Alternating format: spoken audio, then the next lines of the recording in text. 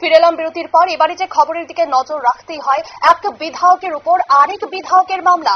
তৃণমূল বিধায়ক শওকত মোল্লার বিরুদ্ধে মানহানির মামলা। ব্যাংকশাল কোর্টে মামলা দায়ের করলেন বিধায়ক নওশাদ সিদ্দিকী। জানা গেছে যে ভাঙড়ের বিধায়ক নওশাদ সিদ্দিকীর সম্পর্কে শওকত মোল্লা রবিবার মন্তব্য করেন বলে অভিযোগ। সোমবার কলকাতার ব্যাংকশাল কোর্টে বিধায়ক শওকত মোল্লার বিরুদ্ধে মানহানির মামলা দায়ের করলেন বিধায়ক নওশাদ সিদ্দিকী। উল্লেখ্য, রবিবার শওকত মোল্লার নেতৃত্বে বিরোধীদের কুৎসার বিরুদ্ধে বিশাল মিছিল হয় ভাঙড় এলাকা জুড়ে। শওকত মোল্লা নওশাদ সিদ্দিকী সহ বিরোধীদের বিরুদ্ধে কুমন্তব্য করেন। এ নিয়ে বিধায়ক নওশাদ সিদ্দিকী আইএসএফ বিধায়ক কি জানালেন তিনি শোনাবো।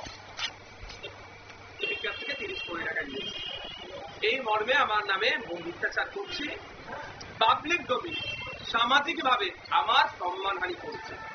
তো আমি শওকত মোল্লার এই কথার উত্তর তো শওকত মোল্লার ভাষায় দিতে পারি না, আমি আইনি ভাষায় প্রতি উত্তর দিচ্ছি এবং আইনের মাধ্যমে সরকার সাহেবের কাছ থেকে জানতে চাইছি কবে কোথায় 500 টাকার নোট না 1000 টাকার নোটের ব্যান্ডিল ছিল, নিয়েছি কার মাধ্যমে নিয়েছি, কোর্টকে এসে জানান।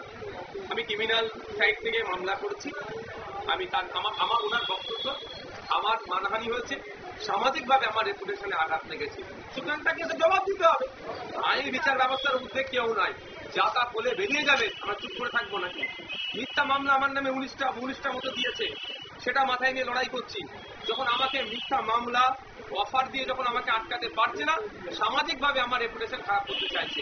যারা সামাজিকভাবে আপনারা শুনলেন আইএসএফ বিধায়ক নওশাদ সিদ্দিকীর অভিযোগ এবং বিধায়ক নওশাদ সিদ্দিকীর সম্পর্কে শওকত মোল্লা মন্তব্য করার অভিযোগে সোমবার কলকাতার ব্যাংকশাল কোর্টে বিধায়ক শওকত মোল্লার বিরুদ্ধে মানহানির মামলা দায়ের করলেন বিধায়ক নওশাদ সিদ্দিকী এবং রবিবার শওকত মোল্লার নেতৃত্বে বিরোধীদের কুৎসার বিরুদ্ধে বিশাল মিছিল হয় ভাঙড় এলাকা জুড়ে।